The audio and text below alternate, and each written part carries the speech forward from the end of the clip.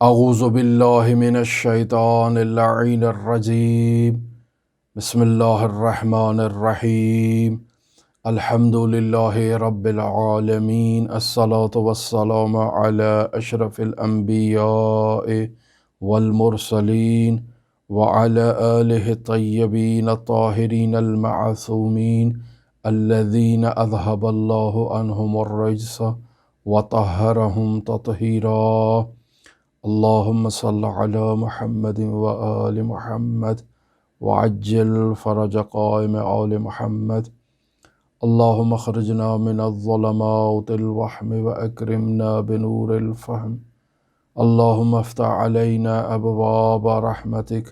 وانشر علینا خزائن علومک برحمتک یا ارحم الراحمین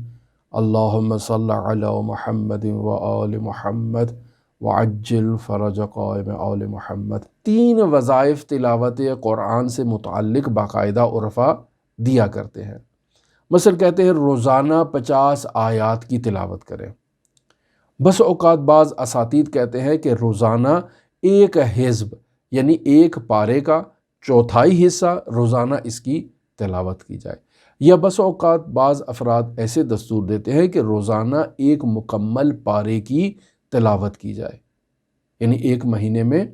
آپ اس طرح سے قرآن مجید کی تلاوت کیا کریں۔ تو یہ وہ وظائف ہیں کہ جو باقاعدہ ہمارے بزرگان دیتے ہیں، یا چوتھے نمبر پر ہمارے بزرگان یہ وظیفہ دیتے ہیں کہ قرآن مجید کو تلاوت کرو، لیکن اپنی جانب سے نہیں، رسول خدا صلی اللہ علیہ وآلہ وسلم کی نیابت میں قرآن مجید کو تلاوت کرو، اور پھر اس تلاوت کو رسول خدا صلی اللہ علیہ وآلہ وسلم کو ہدیہ کر دو، تحفہ دے دو۔ وہ افراد کہ جن کے والدین اس دنیا سے رخصت ہو چکے ہیں اور وہ چاہتے ہیں کہ اپنے والدین کو کوئی تحفہ دے، تو ان کے لیے بھی اساتید عرفان یہ کہتے ہیں کہ آپ اپنے والدین کی نیابت میں قرآن مجید کی اس انداز میں تلاوت کریں کہ میں قرآن مجید کی تلاوت کرتا ہوں اپنے والدین کی جانب سے، اور پھر ان والدین کی طرف سے قرآن مجید کو تلاوت کر کے رسول خدا صلی اللہ علیہ وآلہ وسلم کو ہدیہ کرتا ہوں، اور یہ ہدیہ صرف رسول خدا تک نہیں پہنچے گا بلکہ آپ کے والدین بھی اس سے استفادہ کریں گے۔ یہ آخری مطلب جسے میں اساتید عرفان سے نقل کروں وہ یہ فرمایا کرتے ہیں کہ جمعرات کی رات یعنی شب جمعہ جسے کہا جاتا ہے، سورہ صاد کی تلاوت کی جائے۔ یہ بعض اساتید کہتے ہیں کہ 40 دن باقاعدہ سورہ صافات کی تلاوت کی جائے، لیکن ایک اہم مطلب جس کی طرف اشارہ کرنا نہایت ہی ضروری ہے، اور وہ یہ ہے کہ علم عرفان میں اساتید عرفان اس بات کی طرف توجہ دلاتے ہیں کہ جب قاری قرآن مجید کی تلاوت کر رہا ہے تو وہ اس تلاوت کے وقت خود کو قاری نہ سمجھے، بلکہ وہ خود کو سامع تصور کرے اور کہے قاری کوئی اور ہے، کوئی اور قرآن مجید کی تلاوت کر رہا ہے اور میں تو صرف سماعت کر رہا ہوں، صرف سامع کا کردار ادا کر رہا ہوں، قاری میں نہیں ہوں، کوئی اور ہے۔ لہٰذا عرفاء بیان کرتے ہیں کہ اس حال میں اکثر افراد ایسے ہیں اور اکثر سالک ایسے ہیں جو اس بات کو درک کر پاتے ہیں کہ قرآن کو خود صاحب قرآن سے سماعت کیا جائے۔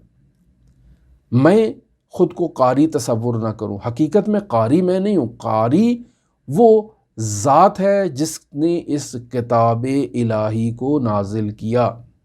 لہٰذا میں قاری نہیں ہوں، قاری وہ ہے، میں سامع ہوں۔ اور ایک وقت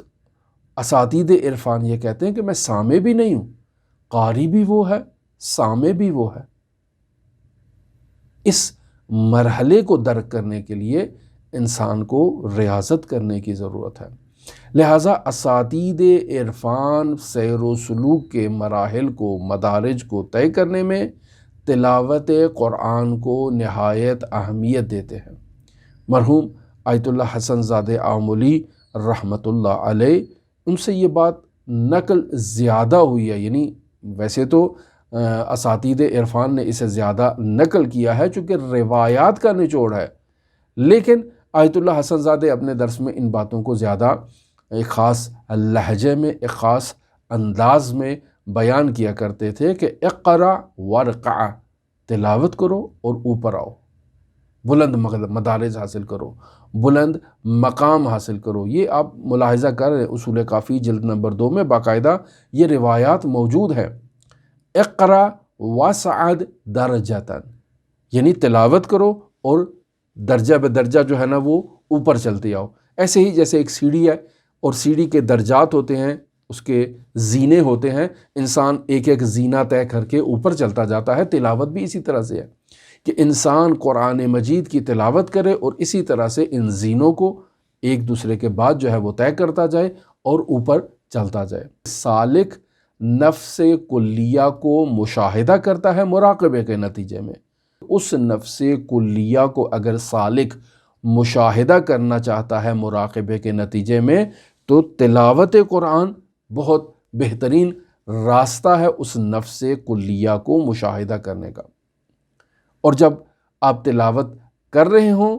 تو آپ کی زبان سے ان الفاظ کو جو جاری ہو رہے ہیں قرآن مجید کے،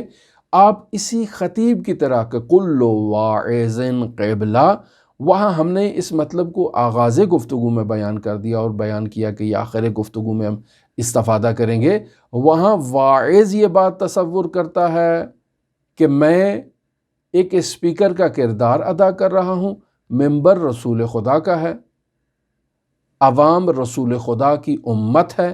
رسول خدا کے معارف کو سیکھنے کے لیے آئی ہے، تو میں بیچ میں کیا کردار ادا کرتا ہوں؟ میں ایک سپیکر کا کردار ادا کرتا ہوں، وہاں سے معارف لے رہا ہوں، ان کو منتقل کر رہا ہوں، چونکہ کل واعظ قبلہ، لحظہ لحظہ، لمحہ لمحہ وہاں سے متصل ہوں،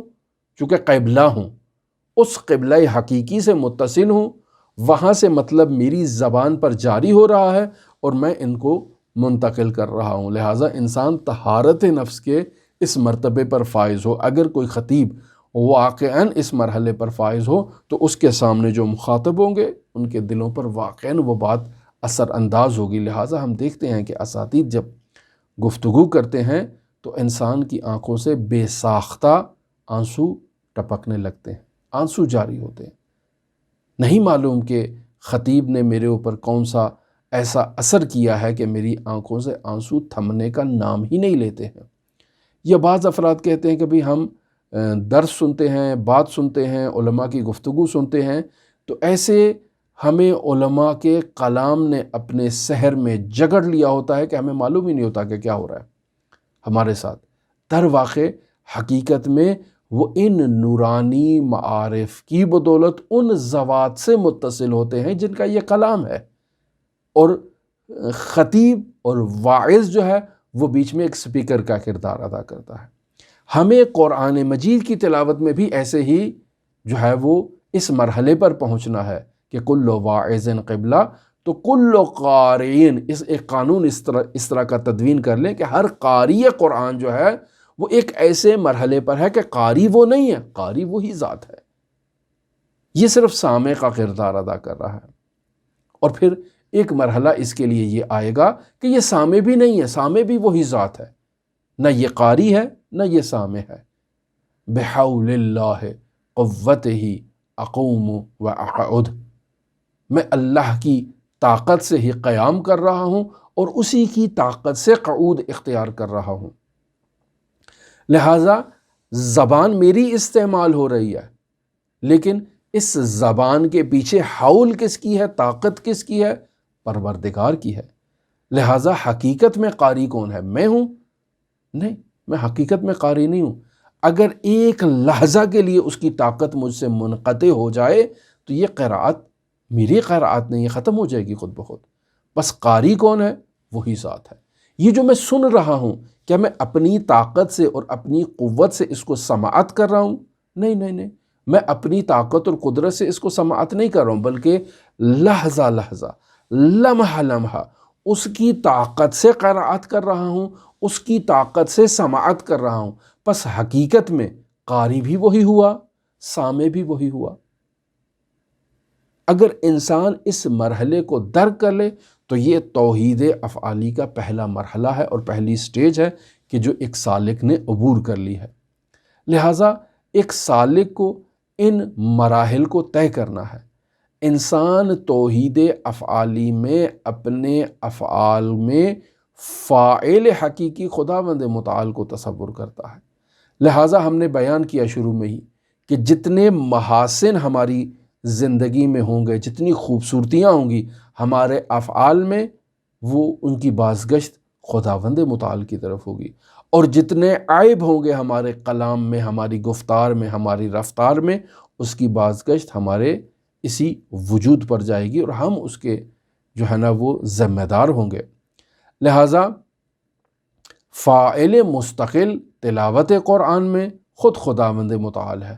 فاعل مستقل سماعت قرآن میں، سماعت تلاوت کلام مجید میں خداوند متعال ہے،